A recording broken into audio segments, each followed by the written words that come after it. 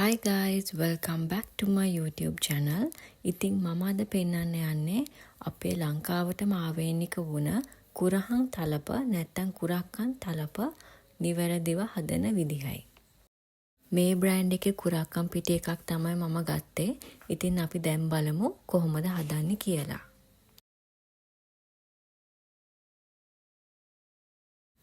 මුලින්ම අපි මැටි ඇතිලියක් අරගෙන ඒක රත් කරගන්න ඕනේ වතුර දාන්නත් කලින්. අනිවාර්යෙන්ම මැටි ඇතිලියක් ගන්න. මොකද එතකොට තමයි මේකේ හරිම රසයි පෝෂ්‍යදායී ගුණයත් මේ කෑම එකේ එන්නේ. මේ කුරක්කන් පිටි දියවැඩියාව පාලනය කරන ගොඩාක් උදව් වෙනවා. ඉතින් දියවැඩියාව තියෙන කෙනෙක් නම් අනිවාර්යෙන්ම මේක කන එක ගොඩක්ම සුදුසු කෑමක්. ඒ වගේම අනිත් ධාන්‍ය වර්ග එක බලද්දි කුරක්කන් කියන ධාන්‍ය වර්ගේ කැල්සියම් ගොඩාක් තියෙනවා. ඒක නිසා ඒක පොඩි ළමයින්ටද ලොකු අයටද ඕන කෙනෙක්ට අස්ථි දතුයි ශක්තිමත් කරගන්නත් උදව් කරනවා. ඒ විතරක් නෙමෙයි බර වැඩි කෙනෙක් නම් ඔයා බර අඩු කරන්නත් මේක ගොඩක්ම උදව් කරනවා. මොකද අපි පොඩ්ඩක් කෑවත් ගොඩක් බඩ පිරෙන කෑමක් මේ කුරක්කන් පිටි කියන්නේ. ඉතින් මේ වගේ ඔයගොල්ලන්ට පේනවා ඇතිලිය රත් වුණාට පස්සේ අපි අවශ්‍ය කරන වතුර ටික දානවා. ඊට පස්සේ ඔයාලට කුරක්කන් පිටි ටික මේ වතුර එකට එකතු කරන්න පුළුවන්.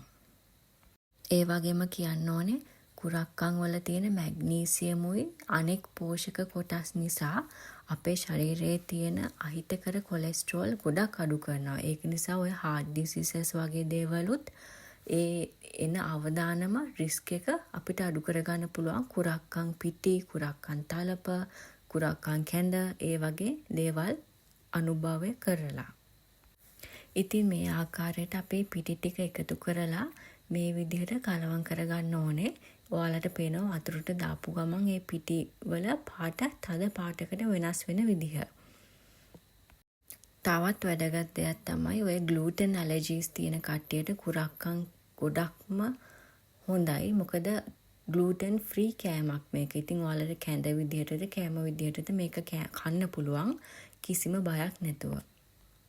ඉතින් මේ විදිහට ඔයාලට මෙන්න මේ කන්සිස්ටන්සි එක එනකන් පිටි දාලා කලවම් කරගන්න. මෙන්න මේ උකු ගතිය තමයි එන්න ඕනේ ඒ පිටි වලින් කලවම් කරද්දී. ඉතින් ටික වෙලාවක් කලවම් කරාම මෙන්න මේ වගේ තික් ගතියකට තලපේ එනවා.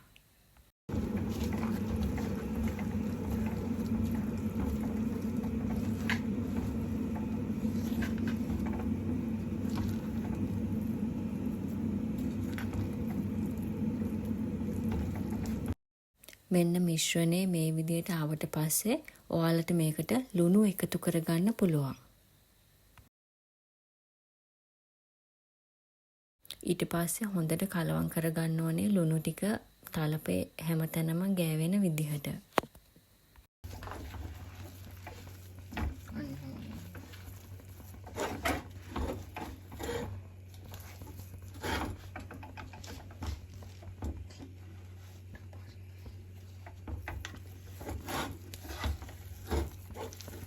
ඉතින් අපි දැන් තලපේ හදාගෙන ඉවරයි.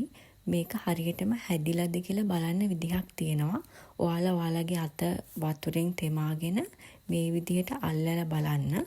එතකොට ඔයාලගේ අතට ඒක ඇලවෙන්නේ නැහැ කියන්නේ මික්ස්චර් එක හරියටම ඇවිල්ලා තියෙන්නේ. එතකොට ඔයාලට පුළුවන් ඔයාලගේ ගෑස් එක වහලා මේක සර්ව් කරන්න කෑමට ගන්න පටන් ගන්න. මේ කුරහන් තලප කියන එක සාමාන්‍යයෙන් නිකන් කන දෙයක් නෙමෙයි. ඉතින් අපි චිකන් කරි එකකුයි පරිප්පු පතෝල දාපු මික්ස් කරපු හොද්දකුයි හදාගත්තා මේක අද කන්න. ඉතින් මෙහෙම කද්දිත් මේ විදිහට රවුම් කරලා ඕගොල්ලන්ට හදාගන්න පුළුවන්.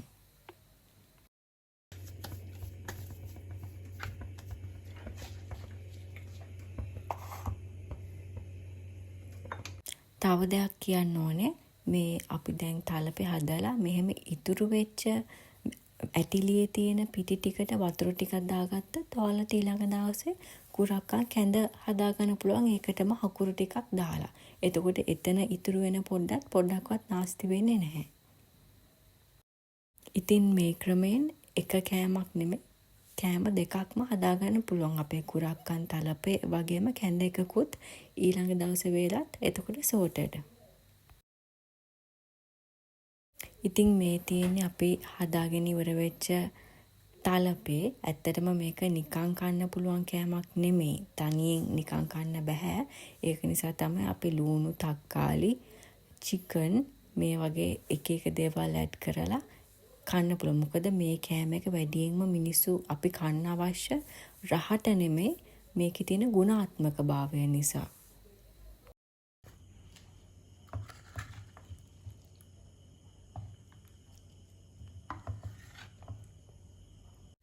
ඉතින් ඔයාලත් යකඩ උණතාවයකින් නැත්තම් ආහාර ජීර්ණයේ අපහසුතාවයක් තිබෙනවා නම් නැත්තම් ග්ලූටන් ඇලර්ජිස් තියෙන කෙනෙක් නම් ඒ හැම දෙයකම ගොඩක් ගුණ කෑමක් තමයි මේ කුරහන් තලප කියන්නේ.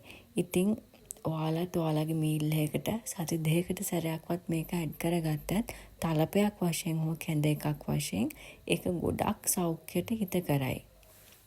ඕගොල්ලොත් මේක කාලා තියෙනවා නම් කමෙන්ට් එකක් දාන්න. ඕගොල්ලන්ගේ එක්ස්පීරියන්ස් එක ඕගොල්ලෝ කැමති වුණාද කොහොමද කියලා. ඉතින් මෙච්චර වෙලා බැලුවා නම් වීඩියෝ එක ගොඩක් thank you. ආයේ වීඩියෝ එකකින් ආයේ හම්බෙමු. bye.